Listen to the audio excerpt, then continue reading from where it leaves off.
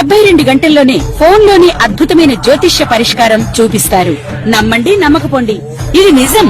శ్మశాన కాళి రుద్ర చౌడీదేవి ఆరాధకులు నంబర్ 1 వశీకరణ స్పెషలిస్ట్ గురూజీ. మనిషి పుట్టుక నుండి చనిపోయే వరకు వచ్చే అన్ని క్లిష్టమైన సమస్యలకు పరిష్కారం ఇక్కడ లభిస్తుంది. విద్య, ఉద్యోగం, వ్యవహారం, స్త్రీ ప్రేమ, పెళ్లి, సంతానం, స్త్రీ పురుష వశీకరణం, భూవశం, భార్యాభర్తల కలహాలు, కోర్టు సమస్యలు, విడాకుల సమస్యలు, చేతబడి, అప్పుల బాధ, ఇంకా మీకు ఎలాంటి సమస్యలు ఉన్నా 72 గంటల్లోనే శాశ్వత పరిష్కారం చేయబడును. శ్రీమాత్రే నమః. శ్రీ గురుభ్యో నమః.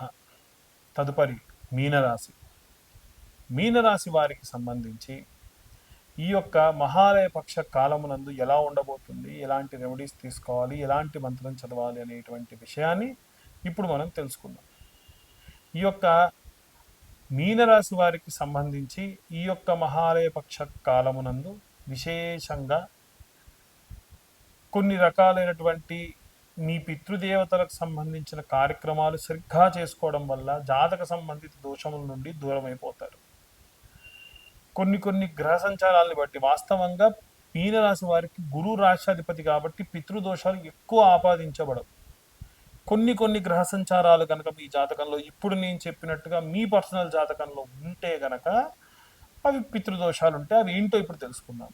మీ పర్సనల్ జాతకంలో, మీ సొంత స్వీయ జాతకంలో లగ్నంలో గనక కుజుడు లగ్నంలో ఉన్న లగ్నం నుంచి 2, 4, 7, 8, 12వ స్థానంలో ఉంటే అది పితృదోషం, దాంట్లో డౌట్ లేదు.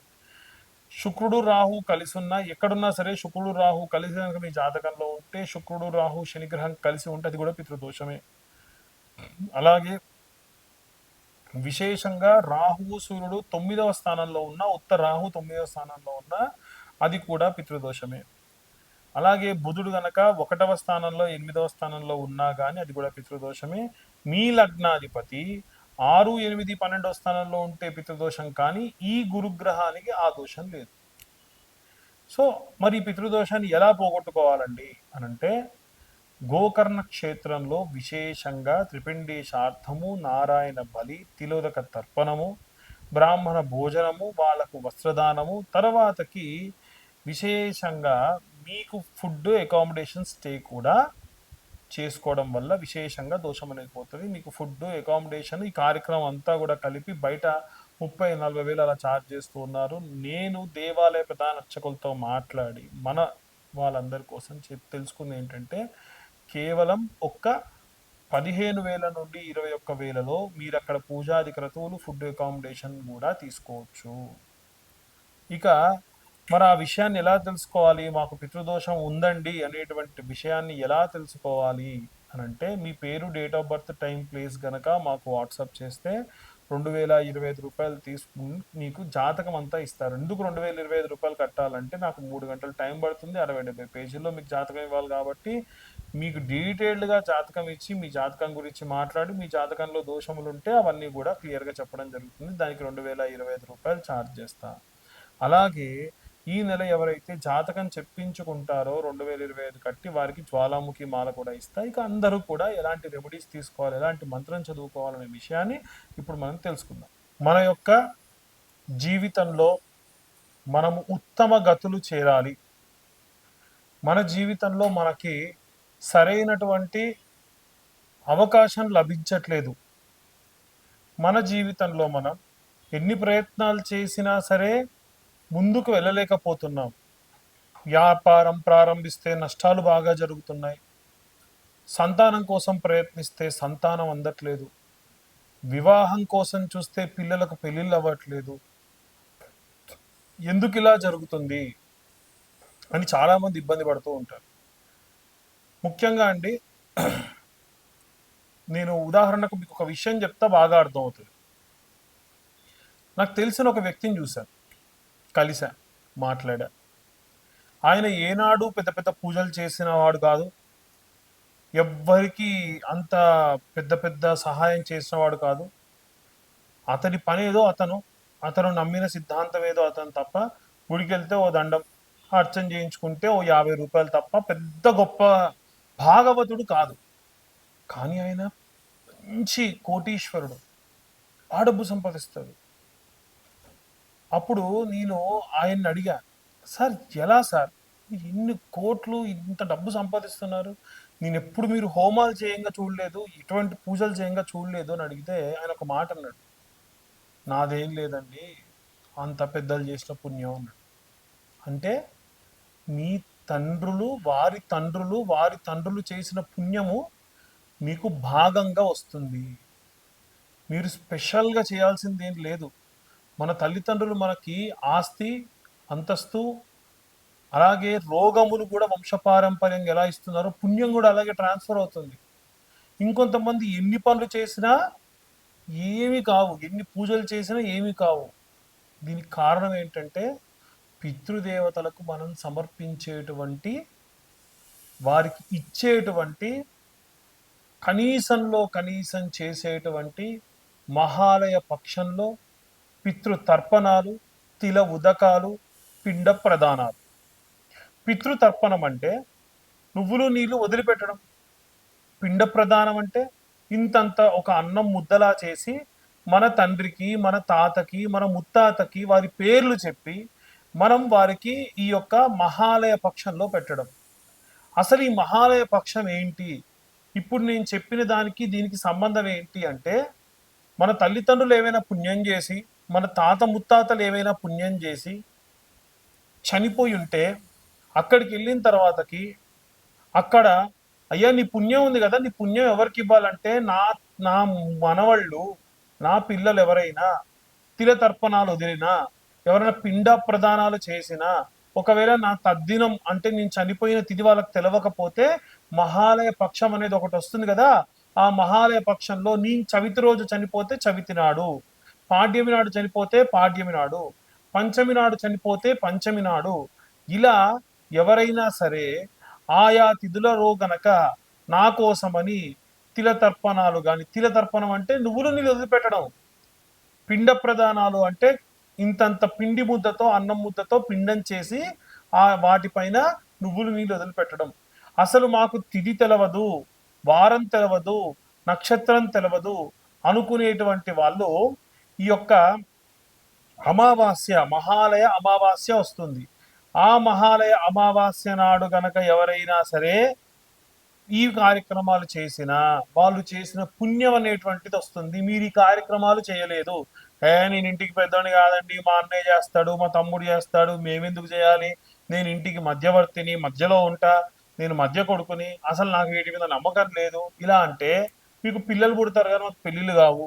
మీ సంతానం కలుగుతుంది కానీ ఆ సంతానం అనేటువంటి వాడు అంగవైకల్యంతో పుట్టడము, మీ పుట్టినటువంటి పిల్లలకు ఎన్నో రకాలైనటువంటి ఇబ్బందులు కలగడము, ఇలా ఒకటి కాదండి చాలా రకాలైనటువంటి ఇబ్బందులు కలుగుతాయి.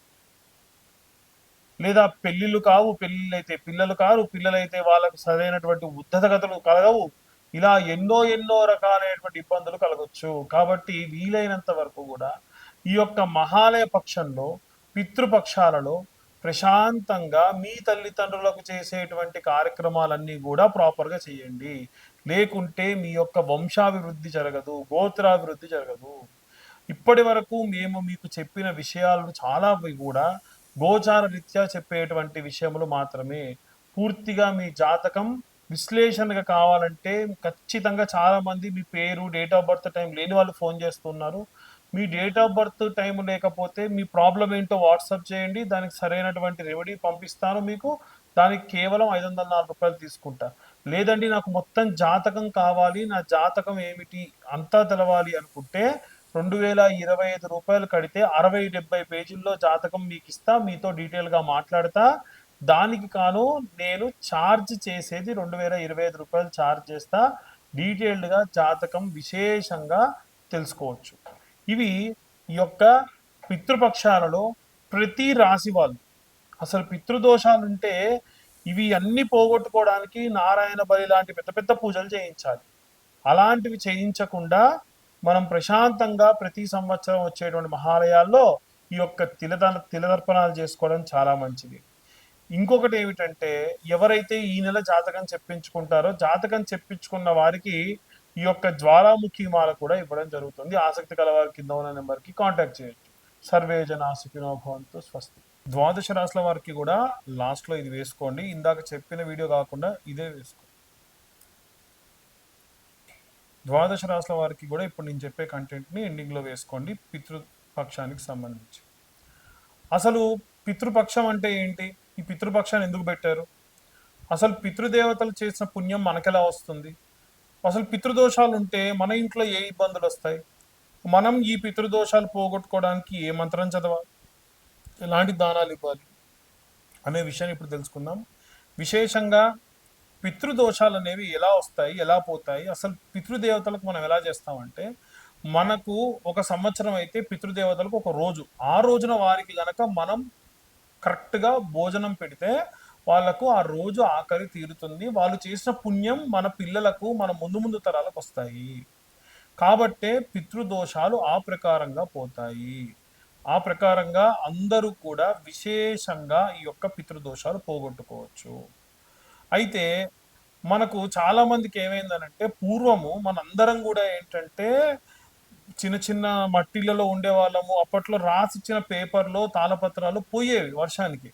అయ్యో మా నాన్నగారు చనిపోయిన రోజు గుర్తులేదండి, తిథి గుర్తులేదండి అని బ్రాహ్మణ్ని అడిగితే, అయ్యో నాకు తిథి గుర్తుందిరా నాయన, నాకు తిథి గుర్తుంది కానీ మరి ఏ మాసమో నాకు గుర్తులేదని బ్రాహ్మణి చెబితే, అప్పుడు ఎలా అంటే మహాలయ పక్షం అనేటువంటిది ఒకటి ఉంది. ఈ భాద్రపద మాసంలో వచ్చేటువంటి ఈ యొక్క బహుళపక్షాన్ని మహాలయ పక్షం అంటారు. ఈ 15 రోజుల్లో గనక మీరు గనక విశేషంగా మీ వారు చనిపోయినటువంటి రోజు, పాడ్యమైతే పాడ్యమి, విధి అయితే విధియ, తది అయితే తదియ, చవితి అయితే చవితి, మీరు తిథి చేస్తున్నా తద్దినాలు పెడుతున్నా కానీ ఈ రోజున కూడా విశేషంగా వారి కోసం నువ్వులు నీళ్లు వదిలిపెట్టిన మాత్రం చేత, లేదు మీకెవరైనా సరే గురువులు ఉన్నారు, వాళ్ళకు ఆడపిల్లలే ఉన్నారనుకోండి, వాళ్ళను స్మరించి మహాలయ అమావాస్య రోజు మిట్ట మధ్యాహ్నం నువ్వుల నీళ్ళు వదిలిపెట్టిన, అంతెందుకు మనందరికీ జ్ఞానాన్ని అందించినటువంటి ఆదిశంకర్లు, ఋషులు, ఎంతో మంది మునులు ఉన్నారు, వాళ్ళందరినీ స్మరించుకొని వదిలిపెట్టిన ఎంతో కోట్ల రెట్ల పుణ్యము, జ్ఞానము మనకు, మన పిల్లలకు వస్తుంది. కాబట్టి ఈ మహాలయ పక్షం ఎంతో గొప్పది. దాని వలన మనం ఎంతో మంచి చేసుకోవచ్చు. అయ్యా మేము గృహప్రవేశాలు చేసామండి, గృహప్రవేశాలు చేస్తే మరి ఇది చేయొచ్చా? నిర్మోహమాటంగా చేయొచ్చు. అసలు మన పెద్దల పుణ్యం లేదు, మనం ఇల్లు ఎలా కట్టుకుంటాం, పిల్లల పెళ్ళిళ్ళు ఎలా చేస్తాం. లేదండి మా అమ్మాయిని నేను కాలుగడికి కన్యాదానం చేశాను, మన కన్యాదానం చేస్తే ఆ పుణ్య ప్రతిఫలం రాదంట కదా, తప్పు మాట.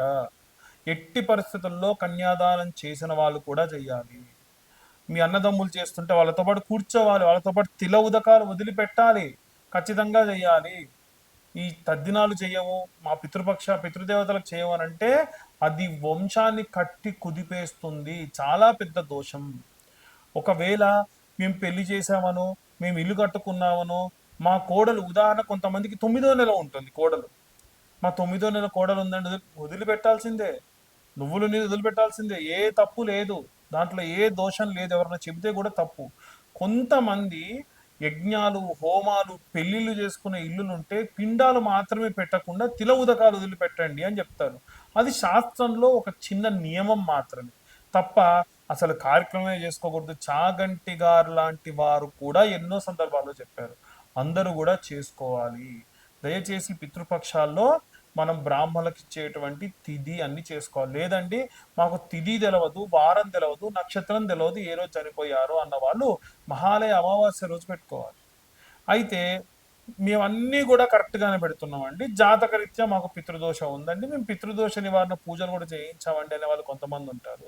కొంతమందికి ఒక చిన్న భయం ఉంటుంది లోపల, నేను వాళ్ళ తిల తర్పణాలు, పిండ ప్రదానాలు చేసేటప్పుడు ఏదో తప్పు చేశానేమో, నేను శుద్ధత పాటించలేదేమో అన్నటువంటి భయం, ఇబ్బంది ఉంటుంది కదా. వాళ్ళు ఒక మంత్రం, 2 మంత్రాలు ఉంటాయి, ఆ మంత్రం చదువుకోవాలి. ఆ మంత్రం ఏమిటో ఇప్పుడు మీకు క్లియర్గా నేను చూపిస్తా. వీలైతే ఈ మంత్రాన్ని అందరూ కూడా చూడండి, అందరికీ కూడా కనిపిస్తుంది అని నేను అనుకుంటూ ఉన్నానండి. ఈ మంత్రం వీలైతే స్క్రీన్ షాట్ తీసి ఈ మంత్రాన్ని అందరూ కూడా చదువుకోండి. ఓం శ్రీం పితృదోష నివారణాయ కేశం హన హన సుఖం శాంతిం దేహి పద్ స్వాహ. ఈ మంత్రం ఈ మహాలయ పక్షంలో ఒకవేళ ఇది టెలికాస్ట్ అయ్యేసరికి మహాలయ పక్షంలో 5 రోజులు పూర్తయినా పర్వాలేదు. అమావాస్య నాడు విశేషంగా ఈ మంత్రం చదివితే మంచిది. ప్రతిరోజు చదువుకోవచ్చు. కేవలం 21 సార్లు చదివితే చాలు. మళ్ళొకసారి చూడండి. ఓం శ్రీం పితృదోష ఓం శ్రీ పితృదోష నివారణాయ కేశం హనహన సుఖం శాంతిం దేహి పద. ఈ మంత్రాన్ని 21 రోజుల పాటు 21 సార్లు ఈ యొక్క చదివితే మంచిది. పితృదేవత గాయత్రి అంటారండి ఈ మంత్రం విశేషంగా. మరి ఈ మంత్రం ఎలా చదవాలి అనంటే ఓం పితృగణాయ విద్మహే జగద్ధారిణి ధీమహి తన్నో పితృ ప్రచోదయాత్. ఓం పితృగణాయ విద్మహే జగద్ధారిణి ధీమహి తన్నో పితృ ప్రచోదయాత్. ఇలాంటి మంత్రం చదివినా ఒకవేళ పితృదోషం వల్ల ఇబ్బంది పడుతున్న వాళ్ళందరికీ కూడా దోషం పోతుంది. అయితే చాలా మందికి పితృదోషాలు ఉన్నాయనేటువంటి సంగతి తెలియదు. జాతకంలో ఇప్పుడు నేను మీ యొక్క రాశి ఫలం చెప్పినప్పుడు కూడా క్లియర్గా చెప్పా. మీ యొక్క లగ్నం నుంచి 1, 2, 4, 7 ఇలా కొన్ని రకాలైన క్యాలిక్యులేషన్స్ ఉంటాయి. అవి తెలుసుకోవడం, మీ పేరు, date of birth, time, place కనుక ఇచ్చారనుకోండి, 2025 రూపాయలు కడితే వాళ్ళకి డీటెయిల్డ్గా జాతకం గురించి ఎక్స్ప్లెయిన్ చేస్తాం. జాతకం గురించి ఎక్స్ప్లెయిన్ చేసి డీటెయిల్డ్గా జాతకం అంతా కూడా పూర్తి జాతకం మీ దాకా అందించి 60-70 పేజీల్లో మీకు జాతకం అందిస్తాను. 2025 రూపాయలు తీసుకొని, జాతకంలో పితృదోషం ఉంటే ఉందండి, ఇగో ఇక్కడ ఇలా ఉంది, ఈ గ్రహ సంచారం ఉండడం వల్ల మీకు పితృదోషం ఉంటుందమ్మా అని చెప్పి మీతో డిస్కస్ చేయడం జరుగుతుంది. ఈ నెల ఎవరైతే జాతకం చెప్పించుకుంటారో వారికి జ్వాలాముఖి మాల కూడా ఉచితంగా ఇవ్వడం జరుగుతుంది. జాతకం చెప్పించుకున్న వాళ్ళకు మాత్రమే, ఈ వీడియో చూసిన వాళ్ళకు ఉచితంగా ఇవ్వడం కాదు.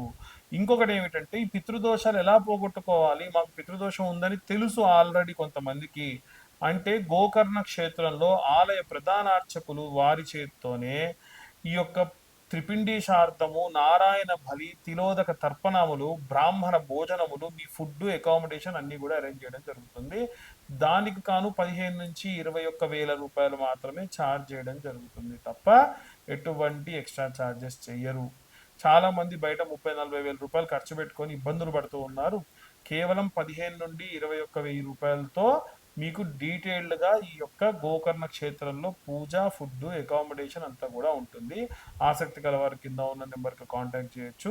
సర్వే జన సుఖినో భవంతు. ఎవ్వరు కూడా ఈ పితృదోషాలు పోగొట్టుకో, ఈ పితృ దేవతలకు సంబంధించి పూజాది క్రతువుల్ని అశ్రద్ధ చేయకండి. ధన్యవాదాలు.